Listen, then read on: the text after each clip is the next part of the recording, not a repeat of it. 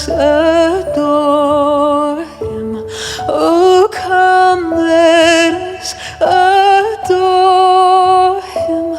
Oh, come, let us adore him, Christ the Lord.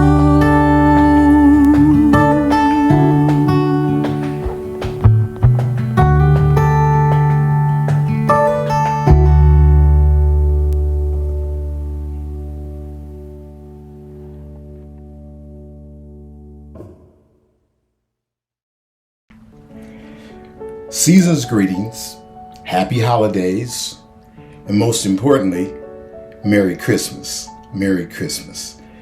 We thank God for you being with us today. We thank you, both members of Restoration Bible Church and family and friends who are joining us at this time. We thank you for joining us. I'm the Reverend Dr. George G. Noble, Senior Pastor, Restoration Bible Church. We also want to thank everybody who's been watching our YouTube videos, our Facebook postings, and social media postings. We thank God for you joining with us over and over again during this time. I want to say to somebody that is listening here, remember that we are in a pandemic. Remember that we are in a pandemic still. It's not gotten over. We're still in a pandemic. People are still going to hospital. People are still getting sick. People are still dying. So make sure at this time of the year, this time that you hear this, that you are being safe and secure. Wear your mask, observe social distancing as much as possible. Protect each other if you can. Serve man.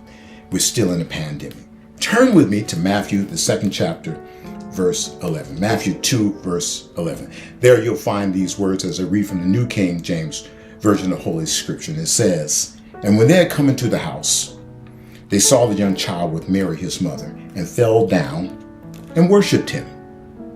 And when they had opened their treasures, they presented gifts to him, gold, frankincense, and myrrh." I would, if I could, like to entitle this message, no matter when you're hearing it, this is appropriate, Wise Men Worship. Say that with me, Wise Men Worship. Say that one more time, Wise Men Worship. You see, we all know the Christmas story.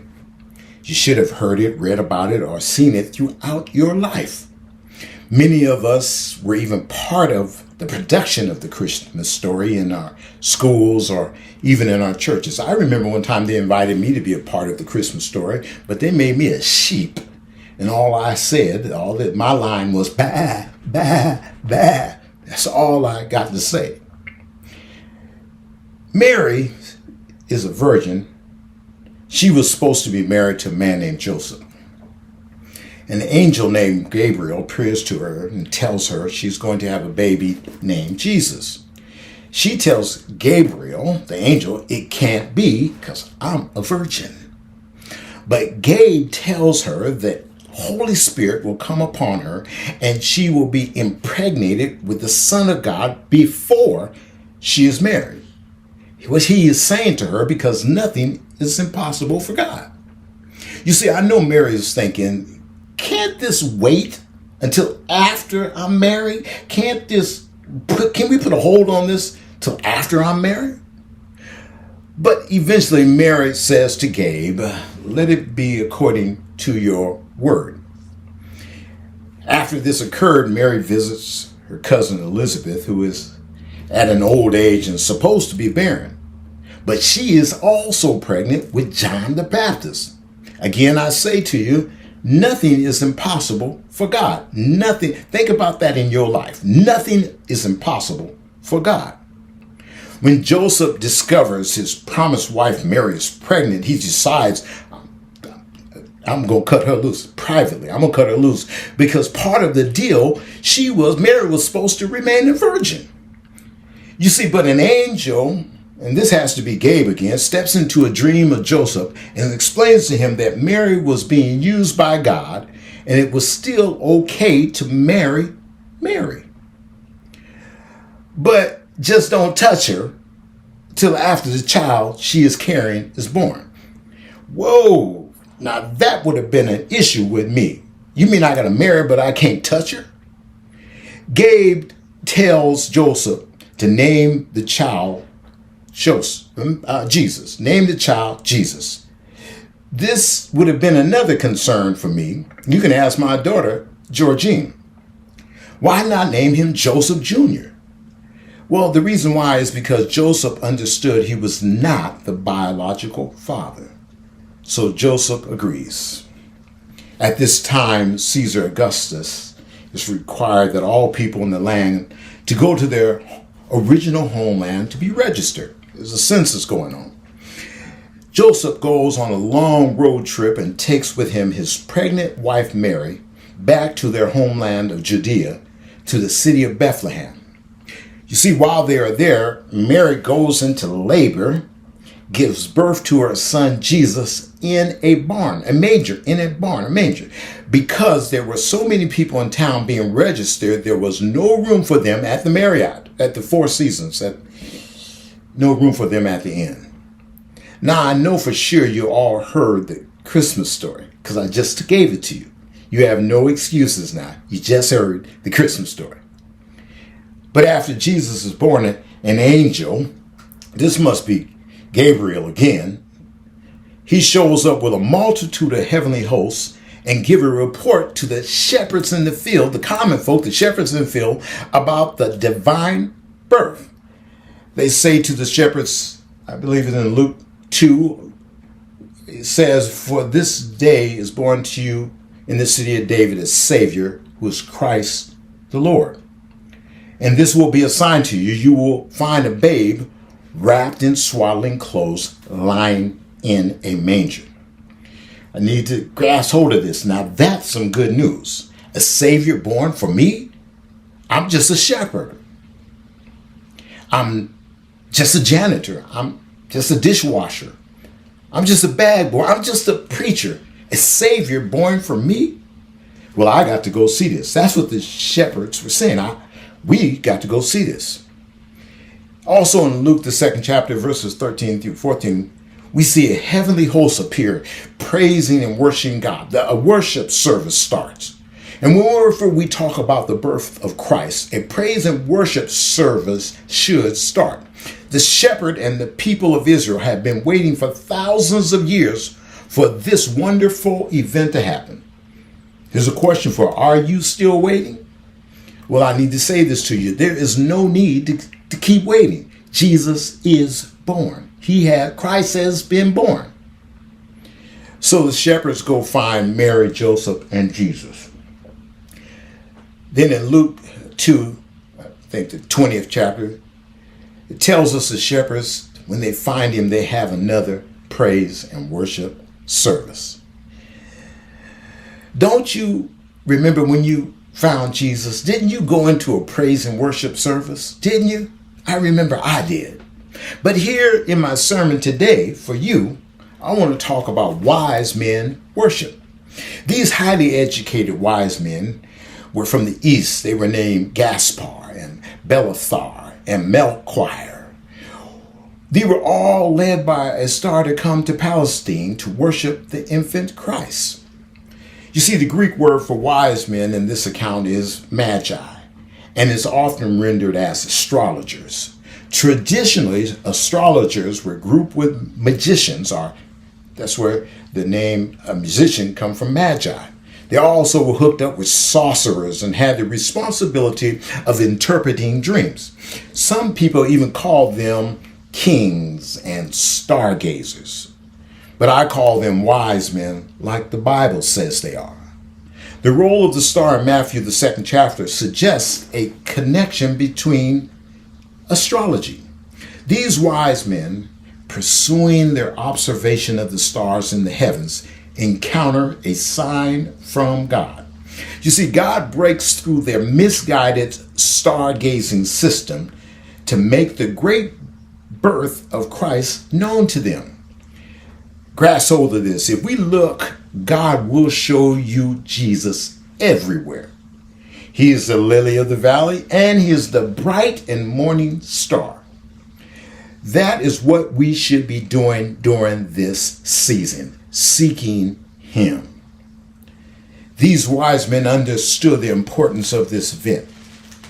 They were not raised or trained as Jews, but by divine intervention, they understood the Messiah, a king, was born. We have to, you and I, we, all of us must be wise enough to know when God is trying to get our attention. We can often be blinded by the environments that we are in. But you see, God can break through all of that if we let him. These wise men living in the far away east had seen a sign from the heavens about the birth of Christ. They see a star in the sky and decide to follow the star to find Christ, this child. They get on their beasts and head towards Judea and Bethlehem, being led by the star. I tell you today, when God is leading you, get in your car, get on the train, get in an airplane, ride your bike or walk. Just keep heading towards Jesus. Somebody ought to say amen with that. Just keep heading towards Jesus. In Matthew 2, verses 1 through 7, we read that Herod, the king of Bethlehem, at the time approached the wise men when they got into town. And we read that Herod had heard about the birth of Jesus from the priests and the scribes that were around him.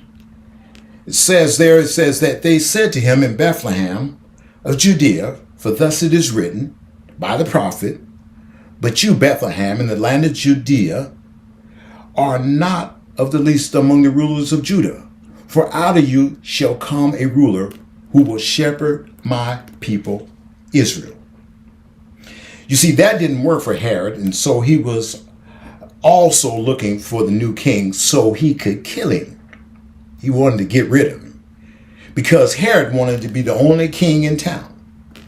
Also in Matthew 2, I believe in verses 7 through 8, Herod tells the wise men, when you find the baby, come back and let me know where he is so that I can go and worship him also. But if you skip to Matthew 2, verse 12, that didn't happen because of an intercession in the wise men's dream. Again, I say to you, that was probably Gabe, again in the story, stepping into the story. Some people will try to trick even wise men to destroy Jesus. Even today, people will try to get you into conversations just so they can try to attack and destroy Jesus. I asked you in a previous message this month, spend some time lifting up Jesus and magnifying him with me and get to know him better. After we have really tasted him, and we all will want to worship him. Like these wise men, we must be on an intentional mission to worship Jesus. And the interesting part is they did it together. They did it together. You see, after being held up for a while by Herod, King Herod, in Matthew 2 and 9, we see these wise men get back on course. Grasp hold of this. When we are seeking Jesus, we cannot let others hinder our assignment. Don't lose sight of your God. Keep praying, keep reading, keep going, keep seeking. I've seen a TV show with Will Smith, Prince of Hollywood. This young man used to be a rapper, is just growing so very much. On the Discovery Channel, he did a show called Welcome to Earth, and he did a portion of this was about the salmon and they're finding their way back home during spawning time. You could see in that show, no matter the hindrances these salmon encountered, they kept getting back on course. Like the salmon, these men were wise enough, the wise men, not to stay off course too long, because it becomes easy to get lost if we stay off course too long.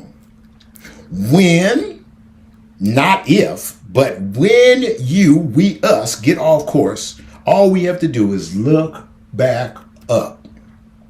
Verse 10 says, Matthew 2 and verse 10 says, when they saw the star, they rejoiced and were exceedingly joyful. When these wise men looked back up to heaven and seen the star, they were rejoicing. We will rejoice when we get back on course seeking Jesus. These wise men they had exceedingly joy. When we recognize that God was still leading you, when we recognize God is still leading us, how did that make you feel? I remember I had exceedingly joy. When I'd gotten off course and everything, I remember when I understood that some people tried to stop me, but I discovered it was God who was still doing the leading. That sounds like an amen to me. As I'm about finished now, Matthew 2 verse 11, our primary text, the A portion says, "And when they had come into the house, they saw the young child with Mary his mother, and fell down and worshiped him." You see, they had a tent revival inside of a barn. All these wise men wanted to do was worship Jesus. Here we are again in this Christmas season, and all we should be doing is worshiping Christ. The song we sing often says, "We have come into this house together in his name to worship him." So forget about your cares and concentrate on him and worship him. So forget about your cares, concentrate on him and worship him. So forget about your cares and concentrate on him. Let's worship Christ, our Lord. Worship him, Christ, our Lord. That's what these wise men wanted to do. Think about all these wise men had to go through to get to this place, coming from far, far away, traveling to get to this place to worship. But also think about all you had to go through to worship Jesus. The sicknesses, the no money, the homelessness, the no job, the hunger, the hurt that you had to go through just to get to worship Jesus. Matthew 2 verse 11, the B portion says, "And when they had opened their gifts, they presented gifts to him." They opened their treasures, they had presented gifts to him. Gold, frankincense, and myrrh. And see, we can do that today, even as the wise men did it before Christ, the babe. No, I'm not going to ask for an offering. But watch this.